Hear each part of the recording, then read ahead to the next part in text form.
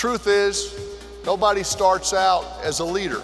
It doesn't matter if your title is quarterback, travel agent, or CEO. Leadership isn't handed to people. You have to earn that mantle of leadership. And leadership, boiled down to its essentials, is the ability to influence others. That's NFL quarterback legend Peyton Manning captivating the audience at Convention Arena. Having taken 2 teams to Super Bowl championships, Manning knows a little something about leading. He also knows about leadership challenges like having the dubious title of NFL rookie record for most interceptions. So what advice does he have for travel professionals? He says that you can't lead alone and you need to rely on your team. Manning also says you may have a game plan, but you have to remain flexible when your reality changes and to move forward with courage. You're watching GBTA Live. I'm Rachel Kopchak. Another top takeaway from Peyton Manning, you have to lead by example. Here's a look at what you all thought of the Denver Bronco. A big one about leaders pitching in and being visible and leading by example. Too many times you've seen instances of people where they're going to go into their corner office and they shut the door, and he's a perfect example of someone who endured hardship and persevered and worked through those difficulties. He spoke about team, being a good team, being supportive of each other. And I think all of us in our jobs, that's what we have to do. Talking about leadership was spot on. The team makes a big difference. I know that I couldn't do and deliver the program I do today globally without the team that I have backing me up. A very animated and blunt conversation about the future of ground transportation took place at center stage. For travel professionals, it's about finding a balance between the chauffeured and ride-sharing services. Which one of you is going to take me to the airport?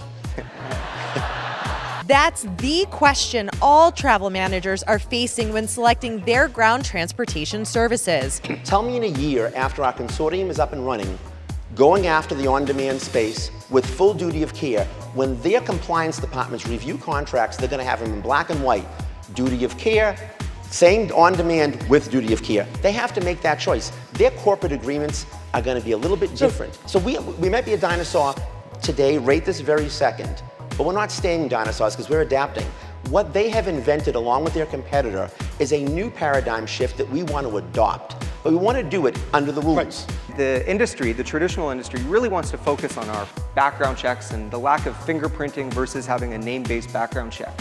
But what they do not really look into is the innovations we've brought to the market around being able to have real-time GPS reporting, having the origin, the destination, the license plate, the picture of the driver. We have a 24/7 critical response line. We use data science to scour the comments and identify any of the words that might show up that could prevent an incident from occurring before it even does. Both sides have strong opinions on what rules should be followed when providing a service for travelers, and it remains to be seen if the two will ever merge. What's unique about this point of time is with the central banks cutting down the cost of borrowing to all-time lows that have literally never been seen before. Consolidations are unavoidable in this current economy and especially in the global business travel industry. The panel at center stage agrees on that, but differs on how to work through the acquisition stage. The CEO of Cvent says if you are acquiring, strategy is the most important. The CEO of Expedia says bigger can be better if done right. And the CEO of Accor Hotels says brands don't set pricing anymore, markets do. I do believe this next landing is going to be soft, and therefore why we could be in it now. Okay. And away we go on a next cycle. So let's keep doing deals.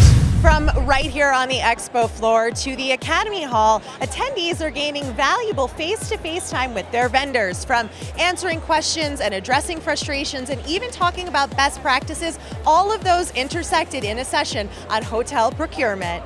These panelists tackled some top pain points, including LRA, rate auditing, and the RFP process. Here was some of the best advice from the session. Get access to as many discounts as you can. Don't settle for a flat rate.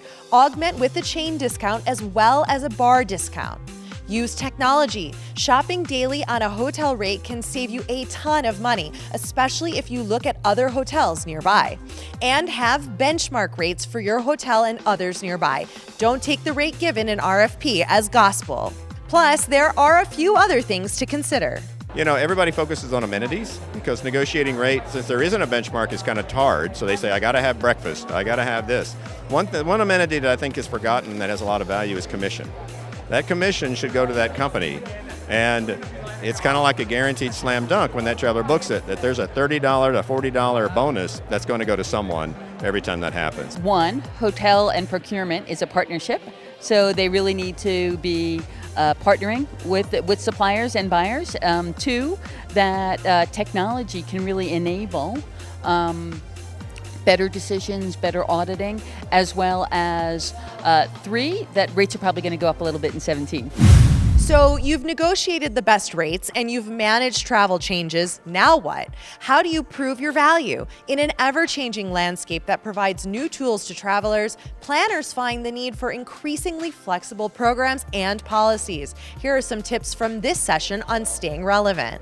First, listen to your travelers and keep an open dialogue with them. They are the best people to tell you about new things, what's working and what isn't.